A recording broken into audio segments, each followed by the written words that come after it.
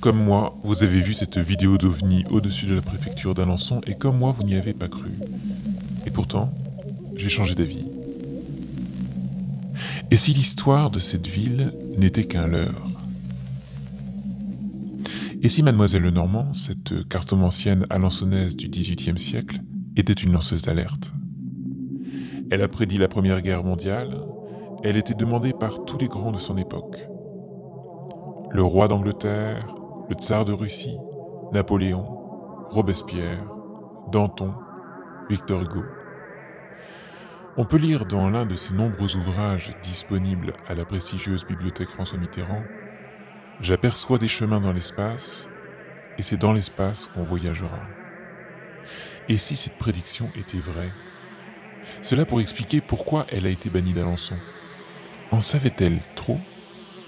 S'est-on voilé la face sur l'histoire d'Alençon? Prenons la machine à remonter le temps. En 1812, la Halle au blé est inaugurée en plein cœur de centre-ville. À cette époque, elle ne dispose pas de son actuelle coupole de verre. Regardez bien les plans d'origine. Ne remarquez-vous rien? 2 murs d'enceinte renforcés, intérieur et extérieur, d'une hauteur de plus de 6 mètres. Une circonférence de 163 mètres, 2000 mètres carrés, tout ça pour entreposer du blé. Et savez-vous que les plans de ce bâtiment ont été validés à l'unanimité en seulement 24 heures? Comment cela est-il possible? Qui aurait assez d'autorité pour imposer une telle décision en si peu de temps? Faut-il y voir l'intervention de l'État représentée par l'empereur français Napoléon?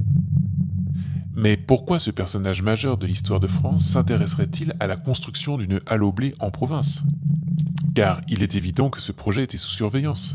Pour preuve, Napoléon vient à Alençon en 1811 superviser les travaux. À cette époque pourtant, il domine un vaste empire allant de la Pologne aux frontières du Portugal, en passant par l'Italie, la Suisse, la Prusse, la Belgique. Un empereur d'une telle importance n'a-t-il rien d'autre à faire que de venir visiter Alençon? Pourquoi accorde-t-il tant d'attention à cette ville et à cette halle au blé? Plus troublant encore, pourquoi Napoléon a-t-il appelé aux fonctions de maire l'un de ses proches, Jacques Mercier, ce confident de Napoléon, personnage énigmatique qui est subitement devenu maire d'Alençon en 1808 à 32 ans? Un homme riche, très riche, et dont l'origine de la fortune reste précisément un mystère. Étrange, non? Savez-vous en quelle pierre est faite la halle au blé? Du granit, extrait de la carrière du Ertré à Condé-sur-Sarthe. Mais n'y avait-il que du granit dans cette carrière aujourd'hui inondée? Alors ce bloc de roche granitique, qu'on appelle aussi pegmatite, a été extrait dans la carrière du Pont Percé à Condé-sur-Sarthe, tout près d'Alençon. Et un tel bloc comporte 3 sortes de cristaux. Il y a du mica, que l'on a sur la couche supérieure. Sur la couche médiane, vous avez des orthoses. Et en bas, cette couche inférieure, eh bien, ce sont des cristaux de quartz noir qui étaient utilisés par les bijoutiers d'Alençon au XIXe et au début du XXe siècle pour réaliser le célèbre diamant d'Alençon. Le fameux diamant d'Alençon, dont quelques pierres sont encore conservées au musée des Beaux-Arts et de la Dentelle, serait-il au cœur d'un accord tripartite obscur? L'État, représenté par Napoléon, la ville d'Alençon par son sulfureux maire, qui peut être le troisième? La prédiction de Mademoiselle Lenormand disait-elle vrai? J'aperçois des chemins dans l'espace, et c'est dans l'espace qu'on voyagera. À ce jour, nous n'avons aucune certitude concernant la venue d'extraterrestres sur Terre. Cependant, des études récentes de la NASA confirment l'existence de certains minerais extrêmement rares sur la Terre et dans l'univers. On suppose qu'avec une technologie plus avancée que les technologies terriennes, ces minerais pourraient s'avérer devenir une source d'énergie formidable. De là à imaginer la venue d'extraterrestres. Mais évitons les conclusions hâtives, revenons-en aux faits. Le diamant noir d'Alençon serait-il une source d'énergie incroyable, à la portée de technologies supérieures? L'État français et le maire d'Alençon auraient-ils pactisé au service d'une vie extraterrestre? La construction de la halle au blé n'était-il qu'un leurre finalement destiné à accueillir des engins volants pour exporter ce précieux minerai? Vous êtes encore dubitatif? Attendez de découvrir la suite de ces faits pour le moins troublants. Que dire de ces plaintes à l'ordre public apparues subitement après l'inauguration de la halle au blé? Des Alençonnais se plaignent de bruits étranges ou de lumières inhabituelles survenant tard dans la nuit.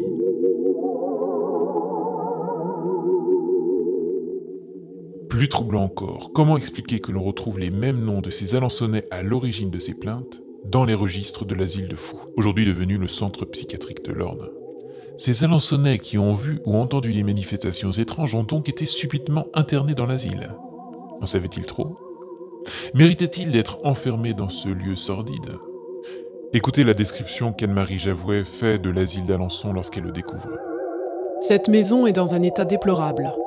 Plusieurs des aliénés ne portent aucun vêtement. Ils ont des barbes jusqu'à la moitié de la poitrine. Ils se fourrent dans de la paille comme des chiens. Un des aliénés est mort dans sa loge sans que personne ne s'en fût aperçu. Son décès remontait à 2 ou 3 jours. On trouva son cadavre entouré des misérables morceaux de pain auxquels il n'avait pas touché. Et n'y aurait-il aucun lien entre la multiplication de ces plaintes à l'ordre public et la décision soudaine de couvrir la halle au blé d'un dôme en verre en 1865 ? La rumeur qui enflait n'aurait-elle pas contraint les autorités à rendre à la halle au blé la fonction qui avait été prétextée jusqu'ici, le simple commerce du blé? Mais alors, l'export du diamant d'Alençon au profit de civilisations extraterrestres se serait-il interrompu dès la construction du dôme de la halle au blé? Les faits historiques démontrent au contraire l'intensification du trafic. L'extraction du minerai dans la carrière du Ertré bat son plein pendant cette deuxième partie du XIXe siècle. Mais alors, où est-ce que la base d'envol aurait pu être déplacée? Réfléchissez-y bien. Qui est à l'origine de ce trafic de minerai? Napoléon, qui dirigeait l'État français. Et quel est le lieu de représentation de l'État français à Alençon? La préfecture. Et que découvre-t-on à la même période que la couverture de la halle au blé? L'arrivée massive de garnisons envoyées par le ministère de la Guerre et installées dans la caserne Lyotet, construite pour l'occasion, juste à côté de la préfecture. D'un côté, des casernes disproportionnées, Alençon accueillera jusque 2000 soldats pour 17 000 habitants. De l'autre, la préfecture, et entre les deux, la rue de la Demi-Lune et surtout un parc. Le plus grand espace vert de la ville d'Alençon qui est, comme par hasard, interdit au public encore aujourd'hui. Qu'y aurait-il de si secret dans ce parc pour être ainsi préservé des regards indiscrets?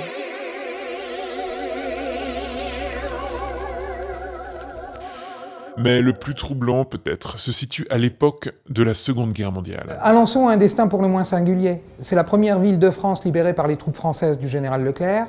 Et surtout, elle va échapper totalement aux bombardements qui rasent les 3/4 des villes normandes. Ainsi, Caen, Falaise rasée à 80%, Saint-Lô, Le Havre à 90%. Alençon, elle, sort intacte de la bataille. Pourquoi les Français ont-ils tenu à libérer prioritairement cette ville ? Et pourquoi la préserver des bombardements? Quel secret pouvait justifier un tel effort militaire en plein débarquement allié? Mais voici la question que vous devez vous poser à présent. Y a-t-il encore un pacte avec une vie extraterrestre de nos jours à Alençon? Plusieurs faits concordants contredisent cette thèse. Comme par hasard, en 1990, suite à la fermeture de la carrière du Ertré dont le minerai était épuisé, les nombreuses garnisons ont quitté le territoire d'Alençon. Le ministère de la Défense a revendu cet espace au département de l'Orne pour en faire l'actuel hôtel du département. Fait troublant, lors des travaux de réhabilitation, une pelte s'est effondrée dans un profond souterrain. Cette cavité secrète servait-elle à cacher des réserves de diamants d'Alençon avant leur transfert? Enfin, il est fort curieux de voir le symbole dessiné sur la cour d'honneur de l'hôtel du département. Un cercle. Ne serait-ce pas là un hommage rendu à l'histoire de cette formidable transaction qui se serait déroulée 2 siècles durant dans les plus grands secrets?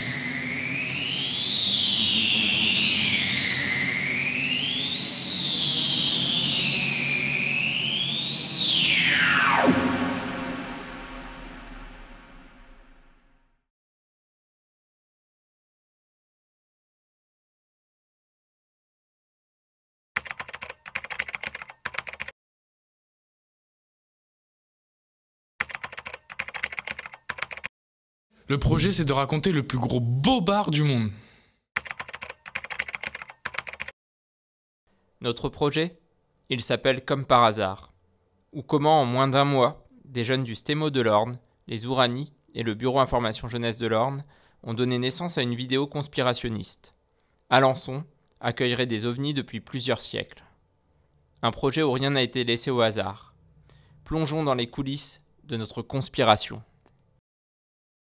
Aussi étrange que cela puisse paraître, pour raconter un gros mensonge, il faut beaucoup de vérité. Du musée des Beaux-Arts et de la Dentelle d'Alençon, aux archives départementales et municipales, en passant par de nombreuses consultations internet, nous nous sommes plongés dans l'histoire d'Alençon à la recherche de détails historiques qui pourraient appuyer notre théorie. Alençon accueille des ovnis. La cartomancienne Mademoiselle Lenormand et ses prédictions du XVIIIe siècle, vrai. Les dimensions de la halle au blé et la validation de ses plans en 24 heures, vrai. La venue de Napoléon en 1811 à Alençon, vrai. Jacques Mercier, appelé maire par Napoléon et dont la fortune avait une origine bizarre, selon un biographe, vrai. L'exploitation de la carrière du Ertré à Condé-sur-Sarthe et le diamant d'Alençon, vrai. Les témoignages sur l'asile de fous d'Alençon, vrai. L'installation de garnison à Alençon, à proximité de la préfecture, vrai. La libération d'Alençon par les Français pendant la Deuxième Guerre mondiale, vrai. Le peu de bombardements sur Alençon à la Libération, vrai. La vente de la caserne Lyautey au département de l'Orne par le ministère de la Défense, vrai. L'accident de pelleteuse au département de l'Orne lors des travaux, vrai. À présent, voyons les 6 incontournables d'une vidéo conspirationniste. 1. Le biais de confirmation. Il s'agit d'un mécanisme de pensée qui fait qu'on ne privilégie que les informations qui confirment notre hypothèse. Tout, dans l'histoire d'Alençon, nous ramenait à une présence d'ovnis. La moindre image, la vue d'une rue, la forme d'un bâtiment, tout pouvait servir notre thèse. 2. L'effet Othello, ou l'art de la narration. Il nous fallait créer du lien entre tous ces événements qui n'en ont pas. Et là, rien de tel que de jouer avec l'effet Othello. Nous allions inscrire notre théorie dans une belle histoire. Il ne faut pas sous-estimer le rôle de la narration dans la crédibilisation d'une conclusion potentiellement improbable. Nous aimons tous les histoires extraordinaires, même si au départ, nous les croyons fausses. Comme moi, vous avez vu cette vidéo d'OVNI au-dessus de la préfecture d'Alençon et comme moi, vous n'y avez pas cru. Pour vous embarquer dans notre histoire, nous vous avons rapidement interpellé. Nous vous avons régulièrement questionné, sans vous apporter de réponse claire. Étrange, non? Réfléchissez-y bien. Comment cela est-il possible? Ne remarquez-vous rien? Nous vous laissions volontairement faire les réponses pour que vous participiez implicitement à notre histoire.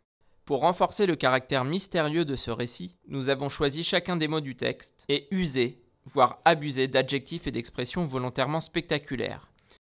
Comme par hasard, plus troublant encore, au cœur d'un accord tripartite obscur.